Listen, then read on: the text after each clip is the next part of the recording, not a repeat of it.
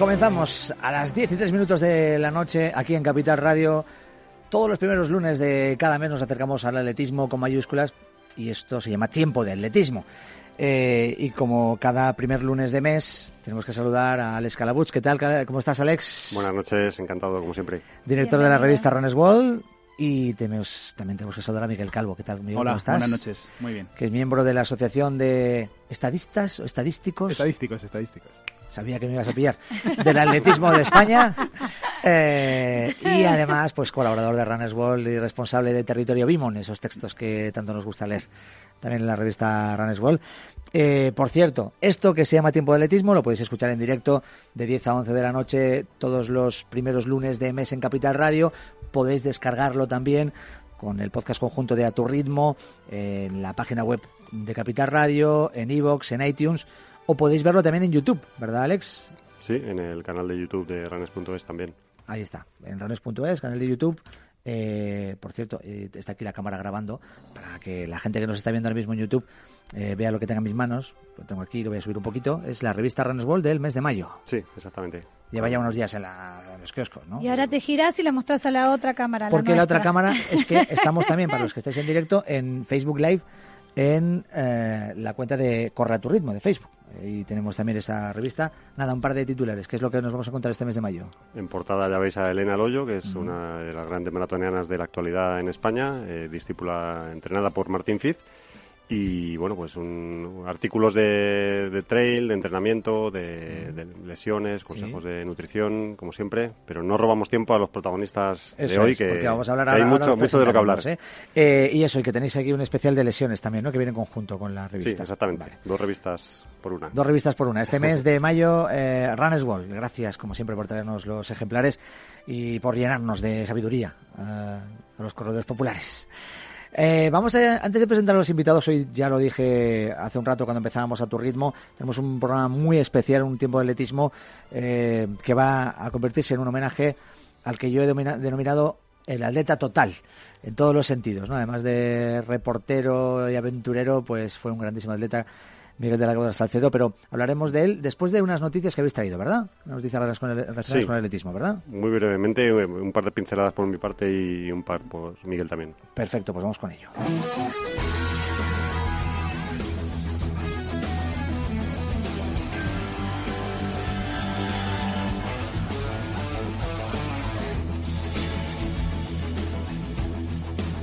Bueno, ¿qué tenemos en la actualidad del atletismo, Alex Calabuig? Dos cositas muy breves. El regreso de Diana Martín, que ayer en la carrera de la mujer, después de su maternidad y bueno, pues un periodo de recuperación de la misma, pues volvió a correr, fue tercera en la carrera de la mujer. Y bueno, es una grandísima noticia, una atleta que fue bronce en 3.000 obstáculos en el Europeo de Zúrich en 2014 y que nos alegra muchísimo poder volver a verla y esperemos que en el futuro, tiene 37 años, pero todavía yo creo que en distancias superiores puede ser una grandísima atleta.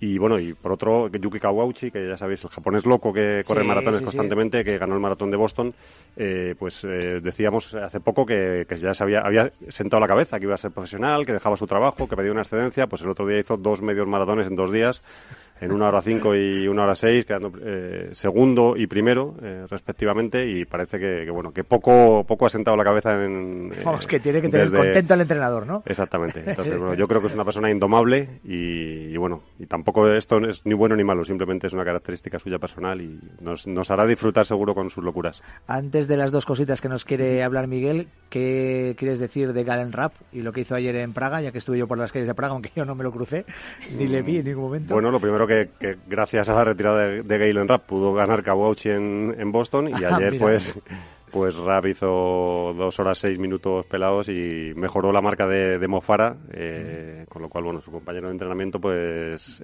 ha quedado un poco asombrado también y con ganas de... Porque bajó 3 minutos y casi 4 minutos de su mejor marca. Es una locura, es un atleta, un super crack y creemos que aún puede bajar más. Se está preparando en serio ahora el maratón ya de los últimos años, ya fue tercero en el de los Juegos Olímpicos de Río.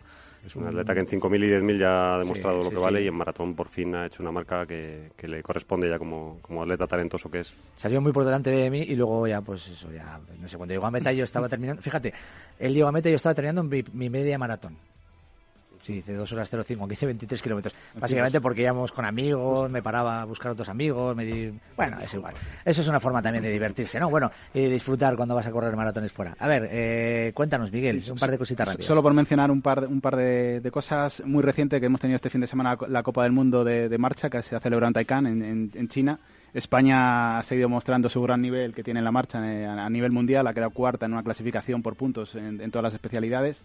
Y destacar el bronce de 20 kilómetros femenino, el récord sub-23 de María Pérez o los octavos puestos de Álvaro Martín y Yoli Tacas en su paso a los 50 kilómetros marcha femenino.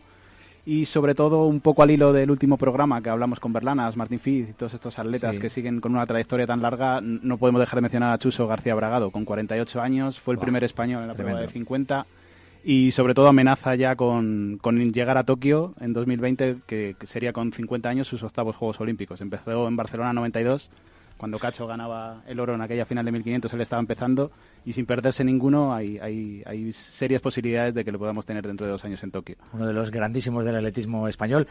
Al igual que el personaje al que vamos a homenajear también en el día de hoy, porque todo esto tiene que ver con un homenaje que, entre otros, Miguel Calvo ha sacado adelante, y además hoy nos han traído unos invitados de súper excepción.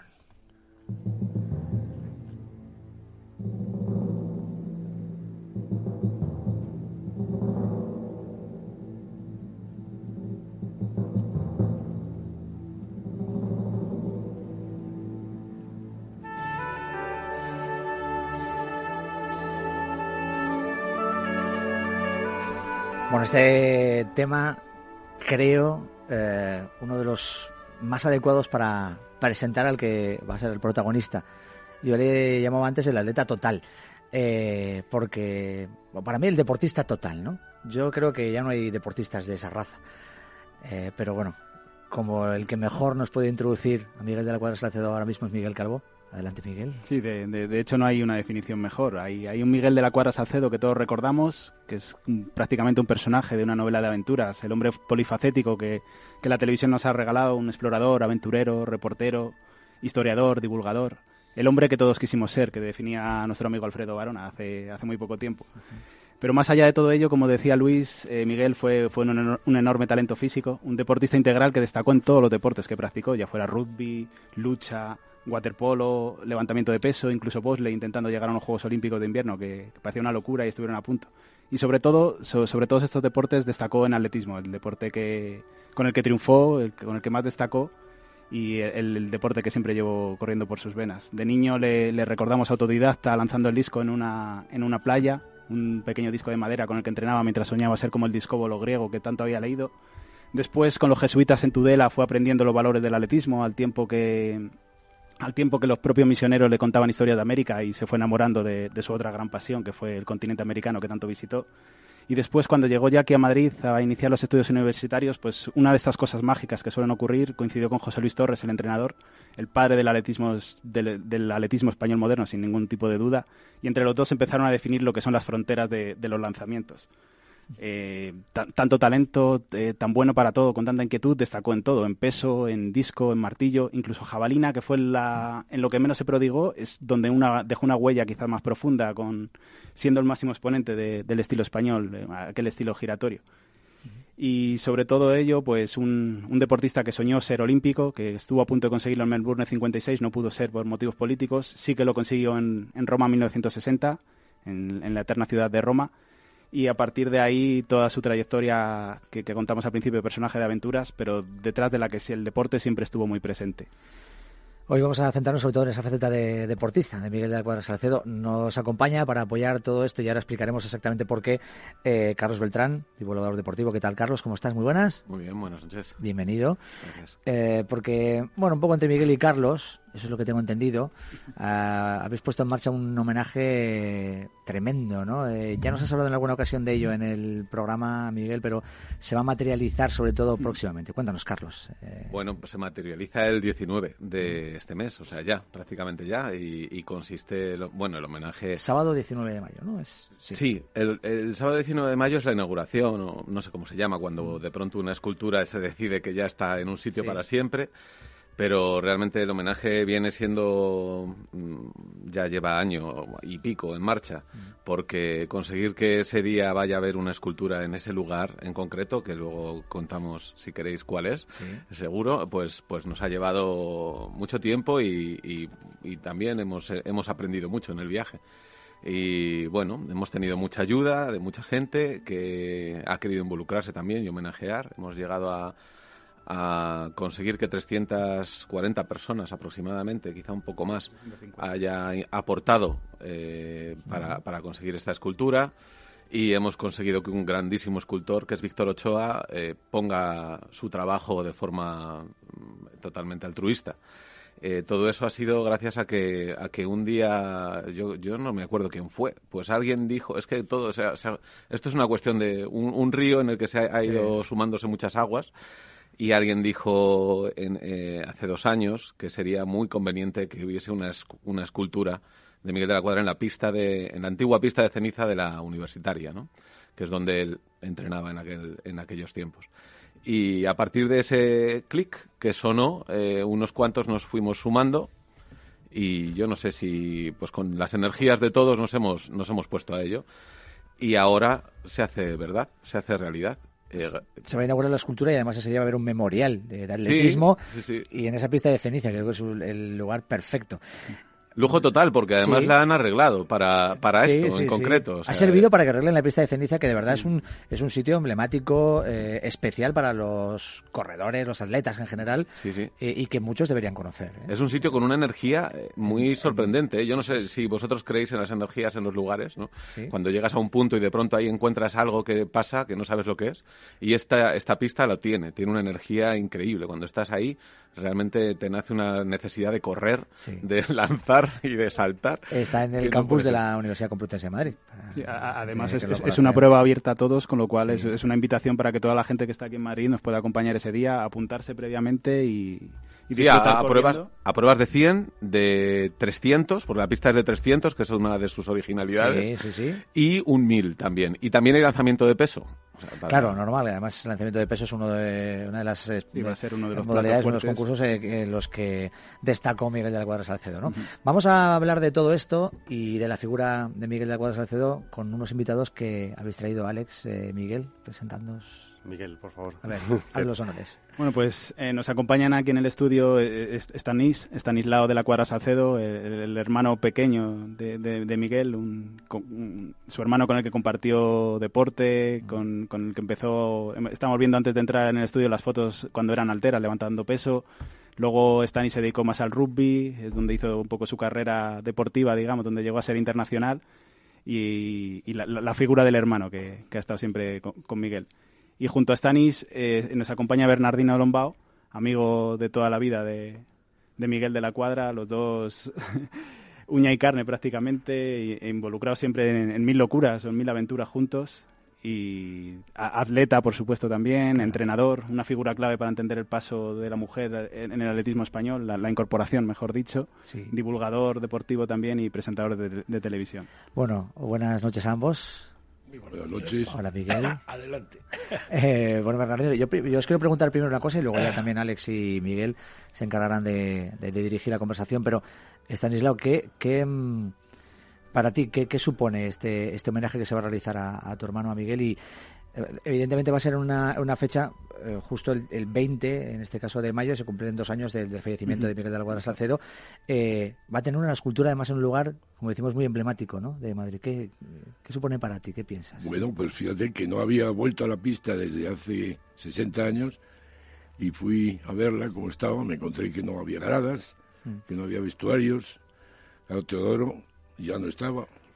Menos mal que el sábado podemos ir de paisano, yo creo. ¿Tú te acuerdas, Bernardino, cuando Teodoro salía a la pista, los de paisano a la grada? Pero yo creo que lo bonito va a ser que ya que no está Teodoro... Porque en aquella época se llenaba, la pista esa se llenaba con universitarios que iban con traje oscuro y corbata. Claro, así voy como se iba a la universidad. Tiran el peso así, con traje. Pero eso, entonces... Y entonces el que sea este homenaje en esa pista reducida de 300 metros, pero con esa maravilla de paisaje que tiene de frente, es una pista, bueno, para nosotros tiene que ser la mejor pista del mundo, pero Y ahora yo creo que además sin gradas puede ser que gane porque el talud que rodea, la parte que rodea el talud es muy importante poderse tumbar un poco, recostar. Claro, es una pista espléndida. Y muy orgulloso, no porque le hagan el homenaje, porque por ser hermano suyo, ¿no? Y eso pues lleva mucho tiempo, para mí mucho tiempo ausente, y que la gente se siga acordando pues está muy bien. Y no quiero decir más cosas. No, hombre, vas a decir más cosas ahora, pero de No, momento vale, Bernardino. es que es la única pista que había en Madrid, la única pista durante mucho tiempo. Casi es la única que hay ahora. Porque incluso hemos solicitado 2 Olimpiadas sin que el Ayuntamiento de Madrid tuviese ni una pista cubierta ni una pista descubierta, porque a la Hermoso se la habían destrozado. Sí. Entonces, no era pista donde todo el atletismo arrancó, pero a todas las especialidades. Y hablabas de Torres antes.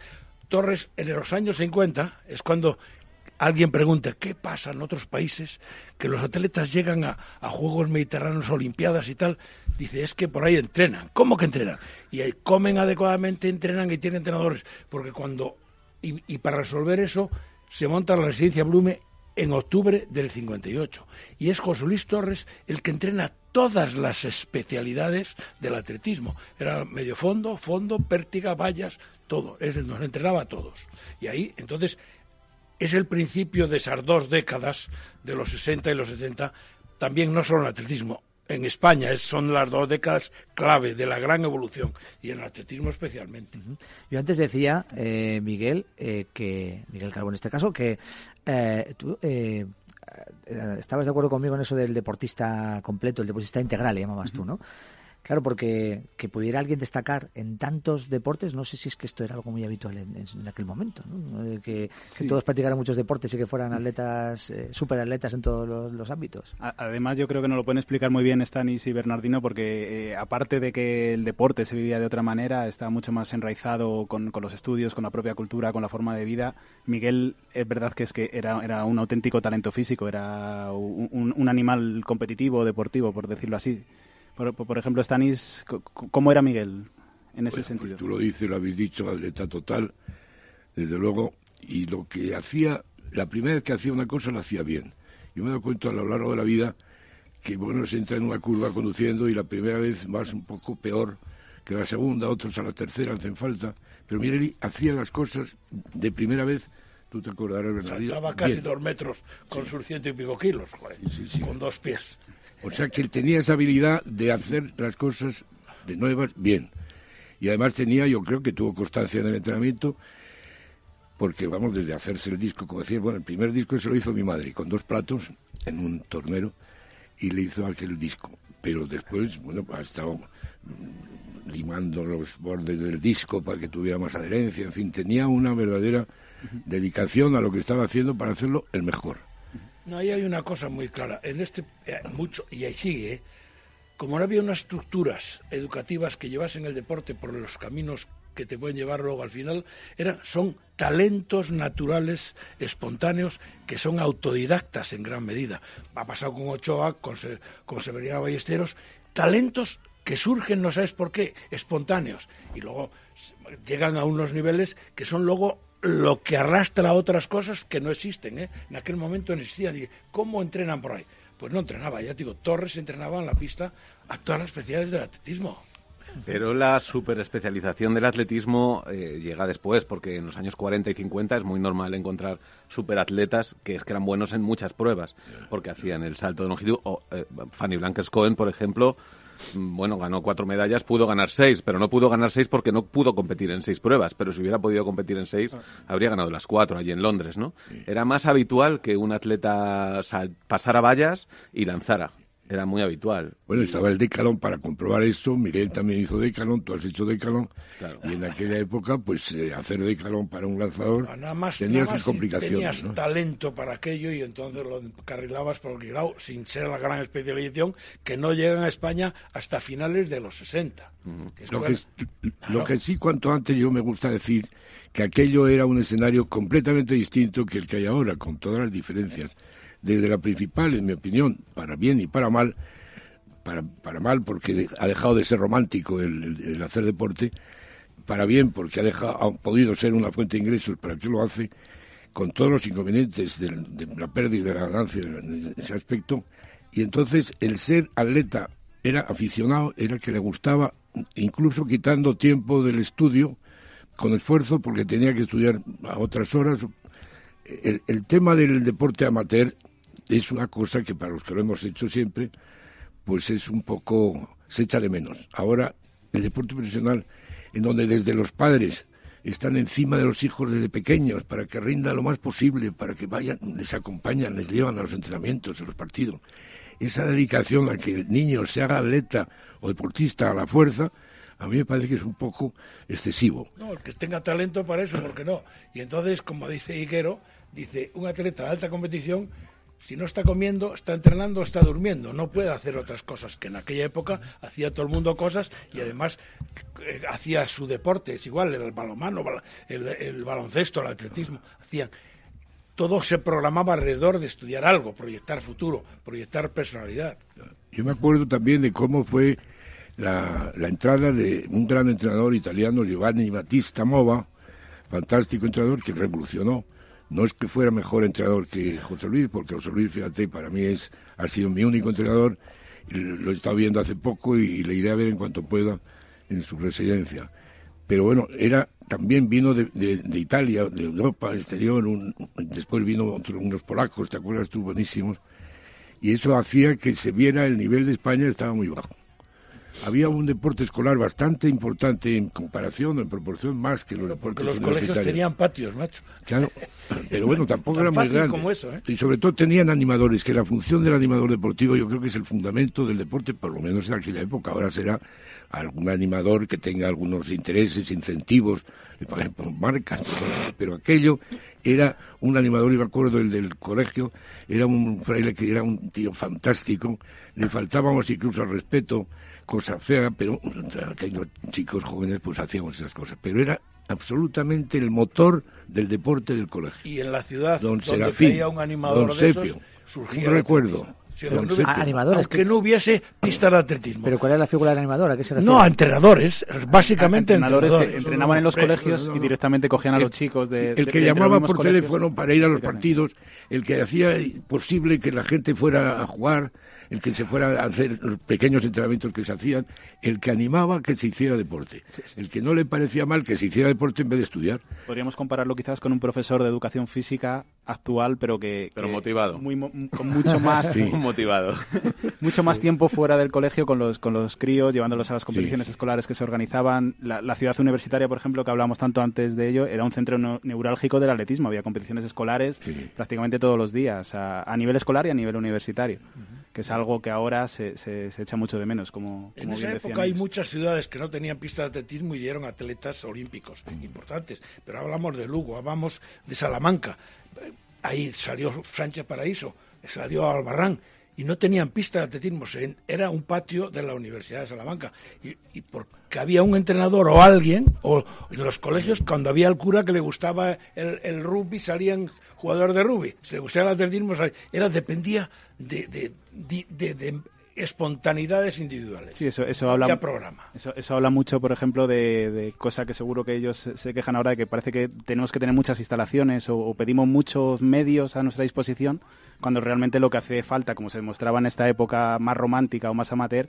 eran ganas, gente con ilusión, y en cualquier recta, en cualquier patio de colegio, como decía Bernardino, se podía practicar atletismo y nacer superatletas como Miguel y como tantos otros. Roma yo creo que fue el momento, la charnela, la inflexión en lo que era el proceso de carros de fuego del deporte amateur al deporte ya con señal producida en televisión, que fueron los primeros Juegos Olímpicos transmitidos en televisión. Roma 1960, ¿no? Los 1960. famosos por Viquila, entre otras cosas. Por primera vez en Melbourne, a 5 kilómetros del estadio, ¿no? Sí. Y entonces ahí coincidió... Y ahí aparecen los satélites en Roma, sí. ya se multiplican en Tokio 64 y México 68. Eso ya es la gran explosión. Dejadme un momentito, Estanislao, dame un segundito, porque como estamos en la radio, ya sabéis que hay unos parones que tenemos que hacer por el tema de la publicidad, y luego seguimos, ¿eh? Venga, hasta ahora.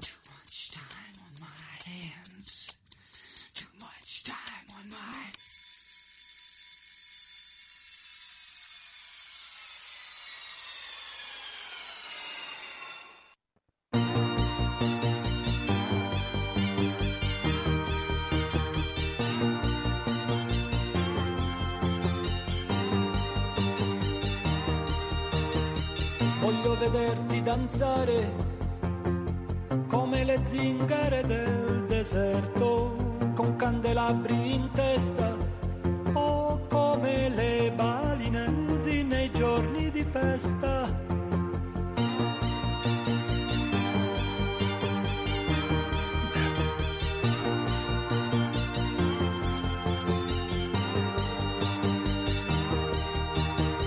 Voglio vederti danzare. Estábamos hablando antes de la publicidad de Roma 1960, escuchamos a Franco Battiato italiano y cantar en italiano, y todo esto también tiene una conexión con Miguel de la Cuadra Salcedo, Alex Carabuch. Sí, porque Miguel, en la fantástica entrevista que le hizo Miguel Calvo a Miguel de la Cuadra Salcedo en 2015 en Atletismo Español, se definía, si es que se podía definir, como giróvago, ¿no? Por los derviches giróvagos. En esta canción de Franco Battiato pues habla de los derviches giróvagos. Yo tengo un derviche en casa que lo he traído, un derviche giróvago lo tengo en el salón y gira, a ver, modelo para la gente que nos está viendo. Ha sido una curiosidad, ¿no? Hablando antes con Miguel, digo, voy a traer el derviche. Sí. Y bueno, los derviches se crearon los que eran los discípulos de Rumi, del poeta y pensador. Se creó en Turquía este grupo. Bueno, ya sabéis que son unos bailarines que giran y giran sin parar con los brazos extendidos y con entran espaldas, en trance, ¿no? meditan. Sí. Y bueno, pues era un poco la manera de introducir una canción que hiciera un poco homenaje a Miguel en ese sentido también. Y aparte, pues un cantante italiano, y como estábamos hablando de Roma 60, pues yo creo que también... Perfecto. Y sobre todo porque es tu artista favorito. También, por supuesto. Todo encaja. Giróvago, ¿por qué se definiría giróvago, Miguel? Giróvago me suena a mí que debe ser también, aparte de los derviches, correspondía como a una orden monástica, no monástica, sino de mostratense, que eran nómadas, eran monjes nómadas. Eso es, que iban de monasterio en monasterio buscando estancia durante una temporada. Puede ser, no estoy completamente... Y por eso él también decía, ¿no, Miguel? Como él también era aventurero y corremundos, pues... Sí. ¿no? Si me permites, lo de Roma... Vamos con ello, la impresión de Roma es que además de la señal fantástica, la señal de televisión, que genera publicidad y genera ingresos muy importantes para el Comité Olímpico, el Comité Olímpico permitió la entrada en los Juegos de Roma del equipo profesional americano de baloncesto, que no sé si eran los Globetrotters o parecido, ¿no? Pero en aquel momento, haciendo alguna habilidad más de las que hacía Miguel con la jabalina, ellos lo hicieron con el reglamento de participación, permitiendo participar en Roma, creo, a los profesionales de baloncesto. Y ahí empezó el profesionalismo en la cadena, ingresos por señal, que vengan los mejores, mayor espectáculo. Y eso es lo que fue generando la entrada del profesionalismo en el deporte. Que puede ser que es imparable, que el otro es absolutamente romántico, pero de todas maneras creo que rebaja el espíritu. Probablemente la técnica, la fuerza, todas las condiciones que no corresponden al espíritu. El espíritu también hay abnegación, no se puede dudar que aunque sean profesionales o vivan de esto, también tienen un esfuerzo terrible por seguir viviendo. Pero bueno, este es un brindis al sol, hablar ahora del romanticismo. Tú estuviste en Roma con Miguel, ¿no? Sí. Cuéntanos. No, bueno, lo de Roma, pues como yo estaba en el equipo de España entonces, pero... Espera, un momento, hay una leyenda urbana que no sé si quieres desmontar o quieres mantener. Leyenda no será cierto. Que es que, no lo sé, que cogisteis una Vespa... Sí. Y os llevasteis con la Vespa con los artefactos de lanzamiento y os fuisteis para Roma. Sí, yo siempre digo y reconozco que yo fui a Roma con mi hermano. Desde vuestra casa. Desde la casa, en una casa que había cerca de la tuya. ¿Y estuviste en Villa Cachucha? Sí, señor. Pues desde allá salí a las 5 de la tarde y sin parar, pues porque no había tiempo ni dinero para pagar el hotel. Sin parar llegamos a Roma. ¿Y fuiste a la habitación de Areta? En el espíritu, pero allá, pues eso, yo no tenía la marca mínima, porque marca entonces en atletismo yo creo que había 3. Por la de Miguel, y no sé si había 3 o una, en Roma. No, en Roma fue más. Donde no hubo pocas fue en Melbourne. En Melbourne iban 5 en total de todos los deportes. Sí, pero no eran en todos los deportes. De todos los deportes. Y en Roma ya es cuando va una expedición de 100 y pico atletas. No, pero en atletismo tampoco me acuerdo. Antonio Lola Olaso monta aquello. Sí. Lo de Melbourne. Y lo de Roma también. Lo de Roma. Es cuando monta la residencia para preparar los Juegos de Roma y luego coincide que son los Juegos Olímpicos de la actualidad. Habían tenido muchos problemas. Desde Atenas 1896 habían todos los problemas. Aparte que luego vino la Primera Guerra Mundial, en el 16 se suspenden, en el 40, en el 44, muchos problemas. Y de repente llega a Roma, donde 4 civilizaciones se encuentran en los griegos, los romanos, los occidentales y la Iglesia Católica. Muy importante. Que ahí entonces hasta el Papa interviene de una forma espectacular. Todas las iglesias de Roma, en el momento de la inauguración, sueltan las campanas al vuelo. Entonces Roma es donde cambia todo lo que es el olimpismo, de lo que había pensado Coubertin, que durante los primeros 24 juegos había tenido problemas de todos los tipos.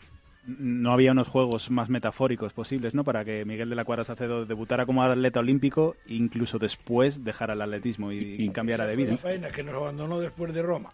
Fuimos a Chile y ya no volvió. Bernardino, incluso en Roma yo no creo que lanzadores ninguno, más que Miguel, creo yo. Creo. Saltadores, Pipe, seguro. Pero no sé si ningún otro. De maratón, Navarro. Miguel Navarro, que me dejó a mí su carnet para entrar y salir de la y tal. Fue sí, hombre. Tenemos aquí el listado, si queréis. Fueron 13 atletas.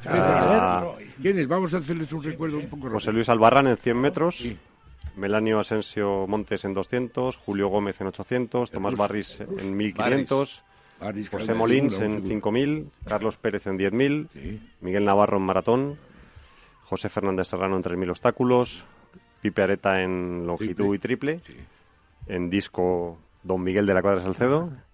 En martillo, José Luis Falcón Echegoyen. No me acuerdo. En jabalina, Alfonso Carlos de Andrés. Y en 50 kilómetros marcha, José Rivas. Bueno. Pues ya se han rectificado mis errores de memoria. Del atletismo para los años 60.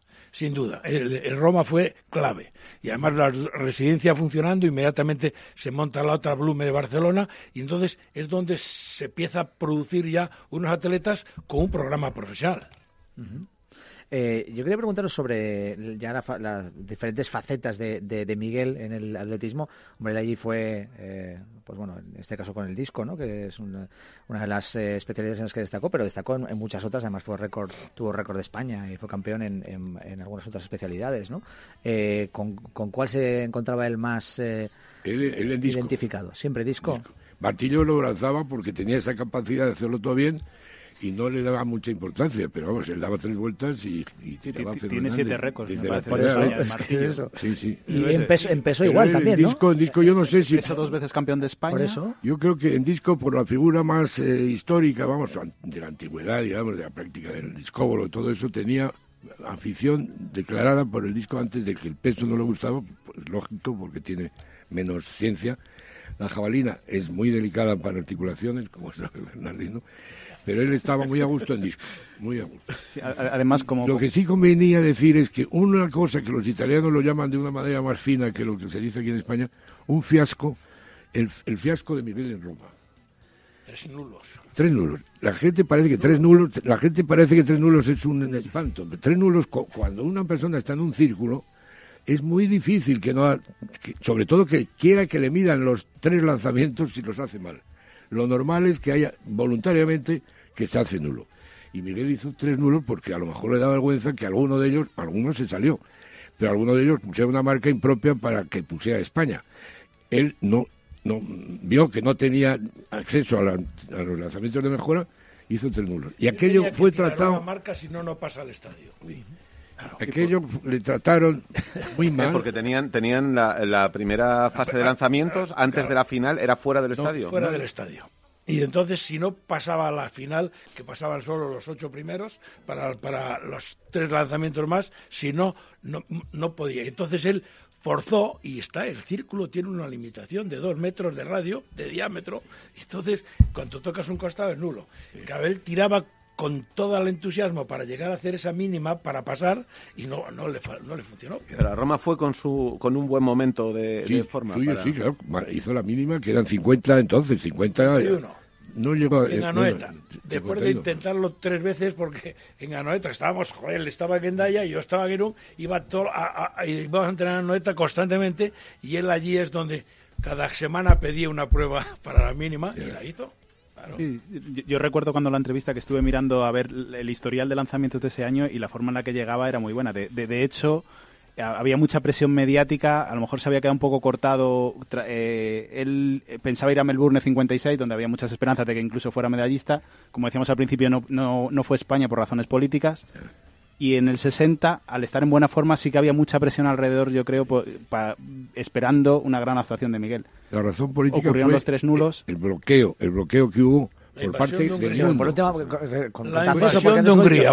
Boicot por la invasión de Hungría. El bloqueo mundial, que luego todos fueron menos Holanda y España.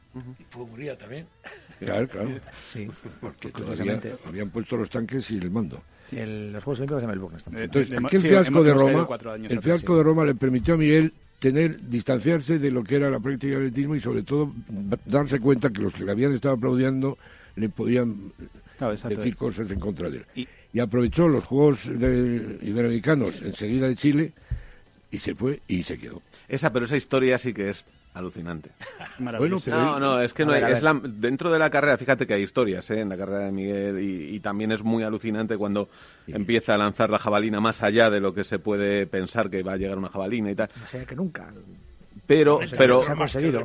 Claro, es una locura. Pero de pronto irte allí a Chile y decidir como decidiera él, no sé, eso lo sabréis vosotros mejor. Él venía del chasco de Roma, que estamos comentando un poquito. Fueron a Chile, de hecho ganó medallas con España, hizo una buena actuación y decidió quedarse allí. Decidió a vivir sin dinero, que se llama. Vio una estatua en un escaparate y dijo, esos ojos me llaman.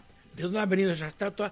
Tengo que ir ahí. Esa estatua había venido de Pascua. En aquel momento solo había 2 viajes al año de la Armada chilena, no era fácil ir a Pascua. Entonces él se queda trabajando de bombero porque tiene la cama y el desayuno gratis hasta el siguiente viaje de la Armada chilena. Que es, todo eso lo explica al final cuando él cuenta aquella carta que manda, que yo digo, nos manda del cielo. Dice, había recorrido China, había estado en el altiplano, había tal, dice, donde mi personalidad la he encontrado de verdad es cuando llega al Amazonas. Que es cuando vuelve de... Bernardino, yo creo que la posible explicación que tiene esta valencia de Miguel hacia América, hacia Hispanoamérica o Iberoamérica, no Latinoamérica, nunca decía Latinoamérica, jamás. Fue cuando fue a Puerto Rico, a Mayagüez, con la beca del Consejo de Deportes, de la Delegación de Deportes. Estuvo en Mayagüez, en la universidad, un curso entero. Pero solo por situar, ahí volvemos a los Juegos Olímpicos de Melbourne en 1956. Sí. Al no poder ir, había 4 atletas españoles que iban a ir a aquellos Juegos Olímpicos. Uno era Granados, Enrique, otro era Miguel, Blume y Ángel Gonzalo. Sí. Y en compensación a estos atletas de no poder asistir a los Juegos Olímpicos, le dieron becas para entrenar en los sitios que ellos quisieran con los mejores. Y Miguel fue a Mayagüez. Sí. Y entonces en eso descubrió para mí el mestizaje español, porque él vivía ya en una república en Mayagüez de estudiantes, con gente de la raza mezclada que hemos dejado los españoles allá. Y entonces tuvo amigos que incluso vinieron a casa. ¿Tú te acuerdas de Benjamín Casado? Uno que saltaba altura, que vino de Mayagüez, le invitó a Miguel a casa y estuvo viviendo en casa. Y era un tío fenomenal, que para era mayor y murió en el año 2. Y entonces él vio aquello en América, y lo vivió. Y entonces se le quedó pendiente. Y yo creo que cuando llegó a Chile, que dijo además, pues me quedo, porque ya le gustó tanto.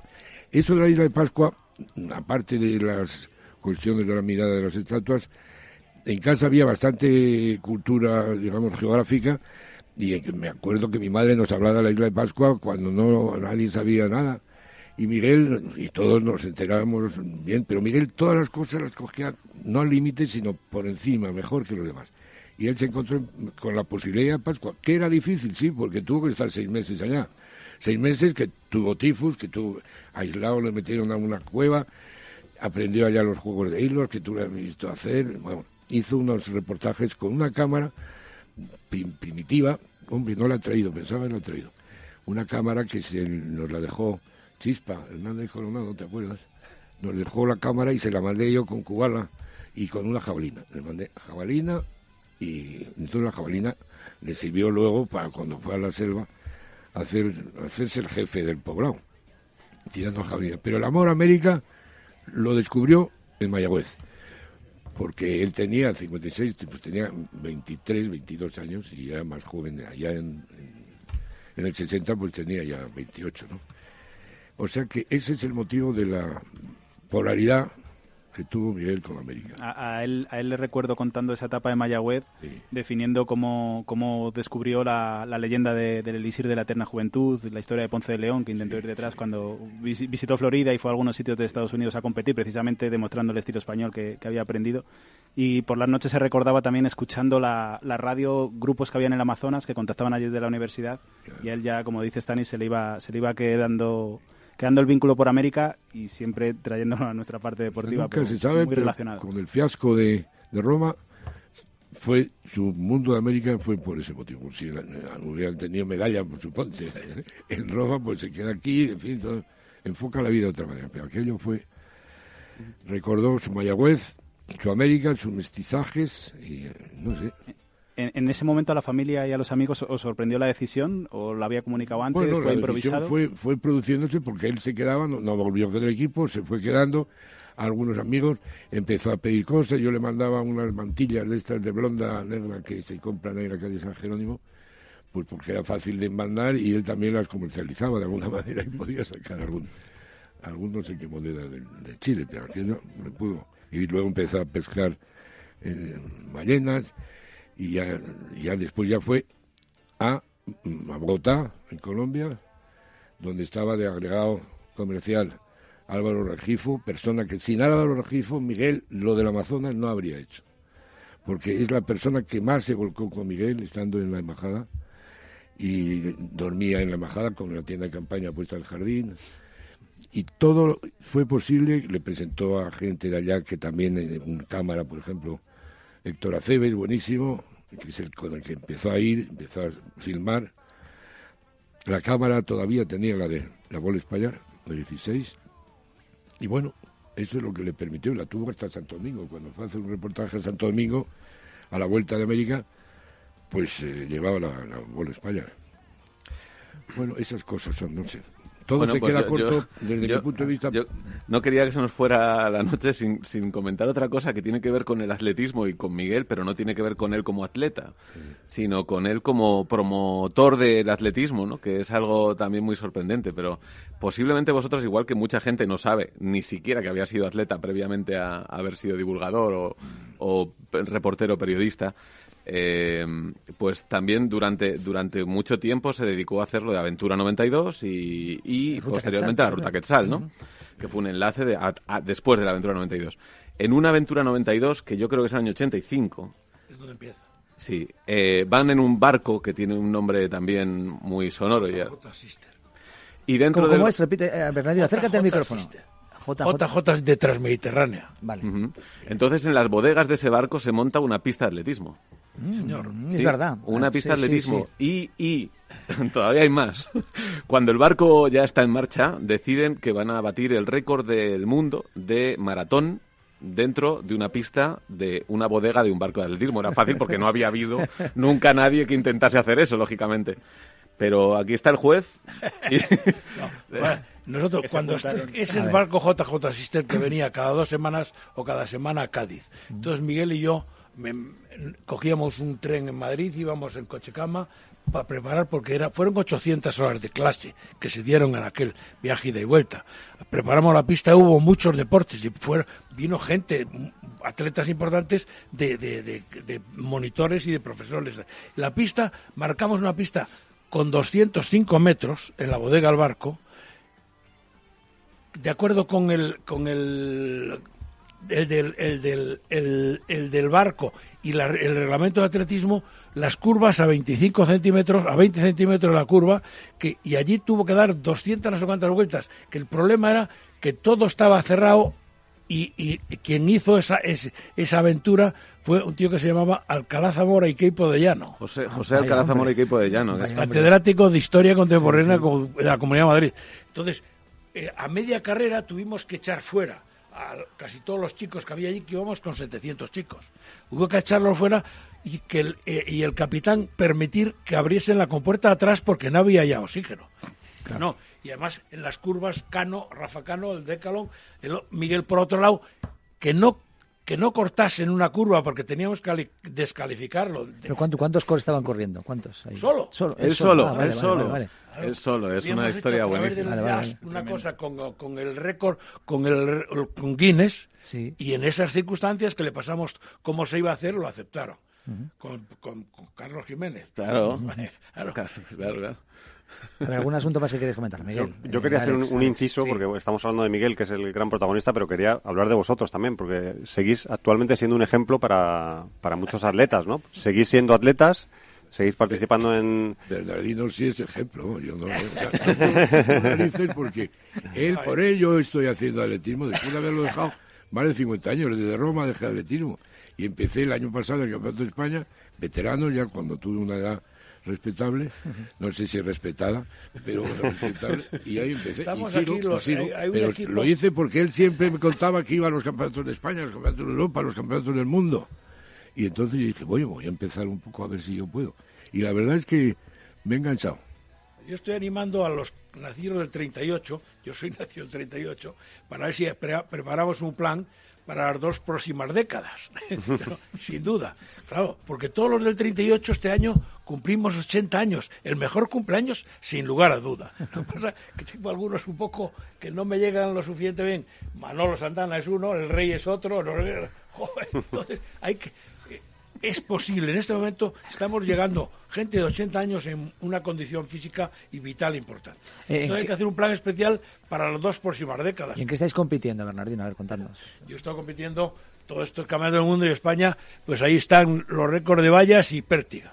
Desde que yo descubrí en 2005 en San Sebastián lo de los veteranos. Y he estado en muchos campeonatos del mundo. Y este año tengo un problema serio de cadera y le dije al médico, yo me dejo operar porque no quiero que me quiten nada de mi máquina.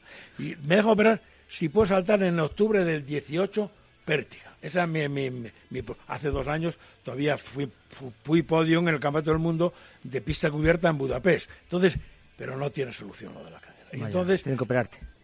Claro, lo que no quiero es operarme. Vale, pero Amigo, si te operan te dejan arruinado para el resto de la vida. Eso. Claro, entonces lo que voy a hacer es, he descubierto que los de 80, que yo ahora voy a participar en categoría 80-85, pues la jabalina ya pesa 400 gramos, e igual que las vallas las van bajando, y el peso 3 kilos. Eso ya es una canica, que es con la que ha tirado. Eso parecía.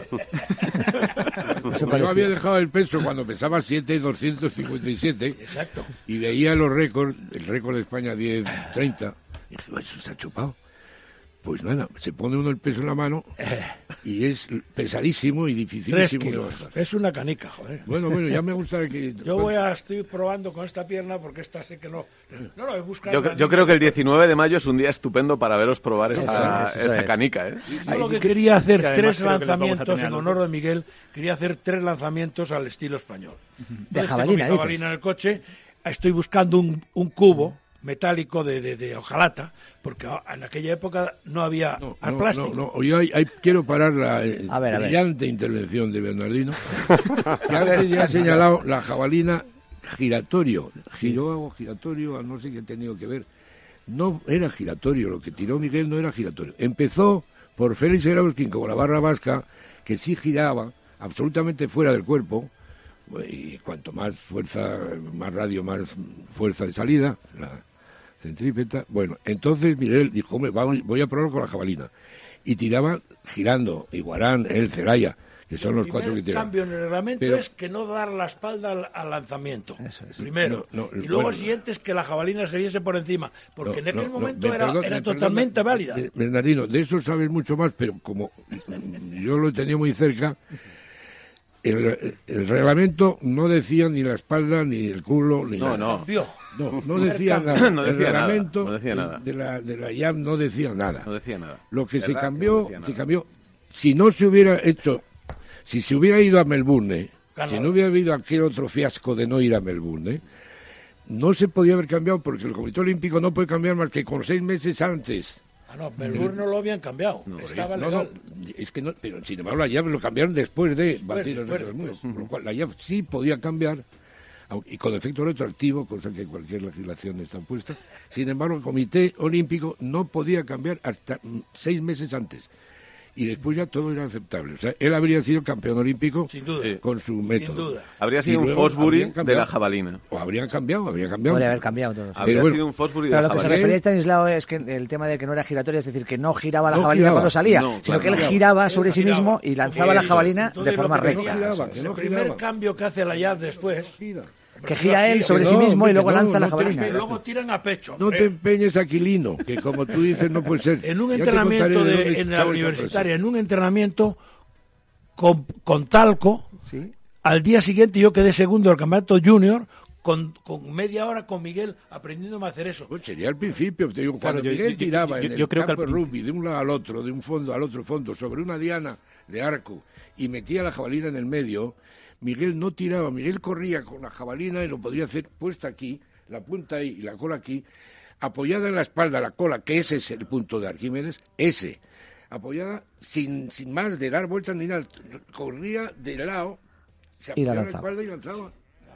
Que no giraba. A ver, nos queda muy poquito tiempo, y tenemos que despedir. Entonces, voy a decir 2 cosas. La primera, que como siempre el cierre de Territorio Bimon aquí en este tiempo de atletismo lo vais a tener en el podcast, ¿vale? Y en YouTube, en el YouTube de Runners, donde también este programa lo podéis ver, este tiempo de atletismo, y vais a tener ese cierre grabado por Miguel Calvo esta misma tarde. Pero quiero que me deis detalles en 3 minutos, tanto Miguel como Carlos, de qué va a pasar el próximo 19 de mayo en esa pista de ceniza tan emblemática de la Universidad Complutense de Madrid. Aparte de que se inaugura la estatua de Miguel de la Cuadra Salcedo, hay un memorial Miguel de la Cuadra Salcedo, ¿no? Sí, en el que queremos que venga todo el mundo porque realmente es un memorial abierto. Queremos que venga sobre todo atletas populares. Lo hacemos en la universidad, por lo tanto también queremos que haya deportistas universitarios, porque es un buen momento para que se comparen también con populares de 40, 50, 60 años y ellos con sus 20 años vean que todavía no son capaces de ganarnos en un 100 o en un 50. Y bueno, realmente empezaremos con esas pruebas que hemos comentado antes, un 100, un 300 y un 1000 y también el lanzamiento de peso. Y luego ya sí, a la 1 es la inauguración de la escultura con el escultor Víctor Ochoa, esperamos que mucha gente, porque hemos invitado a muchísima gente del atletismo de aquella época y de el resto de la historia del atletismo español. Y yo creo que va a ser una pasada la universidad y vendrá gente, no dudéis, del Consejo Superior de Deportes, del Comité Olímpico, etcétera, porque la ocasión lo merece. Y realmente... A eso iba un poco, a los nombres que, como siempre hemos empezado, el proyecto realmente se organiza a través de la Asociación Española de Estadísticos de Atletismo y la propia Universidad Complutense. Cuenta con el apoyo de Víctor Ochoa, como decía Carlos al principio, que es el magnífico escultor que ha cedido la escultura, los apoyos institucionales que estaba diciendo Carlos, y sobre todo yo creo que ha sido muy importante toda la corriente que hemos conseguido generar alrededor de la figura de Miguel. La vocación del propio proyecto en sí era que fuera unificadora y que aquí pudiera haber representada a toda la gente que venga del periodismo, como el buen reportero que era, todos los ruteros. Yo creo que va a ser sobre todo una gran fiesta con el atletismo y su querida pista como eje central, pero una gran fiesta alrededor de todas sus facetas unidas ese día en una escultura que va a quedar ahí para siempre. Es una escultura muy original, que también tiene su parte de discóbolo, sí. Que también eso es una pasada, porque... Mira, sé que queda poco tiempo, pero sí, hace poco me acordaba de una discóbola que es Michelin Ostermeyer, que está en París, sí. Y yo creo que es la única discóbola que hay en el mundo y que llama mucho la atención también que haya una mujer lanzando disco, no era extraordinaria. Que además era pianista, es verdad. Bueno, pues esto tiene su parte de discóbolo, su parte de globo terráqueo y su parte con la imagen y la cara de Miguel de la Cuadra que yo creo es una escultura que va a sorprender a mucha gente, Por supuesto va a estar Víctor Ochoa allí explicando toda esta concepción de la escultura y es muy recomendable escucharle. Pues ha sido un auténtico placer y espero que la gente se acerque, los que puedan, ese sábado 19 de mayo a este memorial. De verdad, un placer, Stanislao, Bernardino, gracias por venir. También Carlos, y como cada semana, Alex Calabuch, director de Runners World, y a Miguel Calvo. Por cierto, los que estáis escuchando el podcast o que estáis viendo a través de YouTube, ahora vais a escuchar el cierre de Territorio Bimon. Samantha Chocrón. Un placer. Un placer, como siempre. Bueno, la semana que viene volvemos, ¿no? Sí, con más semana que cosas. viene más y mejor. Si se habla de atletismo, os felicito. Pues siempre, vamos a hablar de atletismo, o popular, o de élite, o de competición, lo que sea. Nos gusta correr y nos encanta el deporte. Con Cristina Rivas en la realización y producción, y con Néstor Betancor en la edición técnica. Un saludo de Luis Blanco. Hasta la próxima, adiós.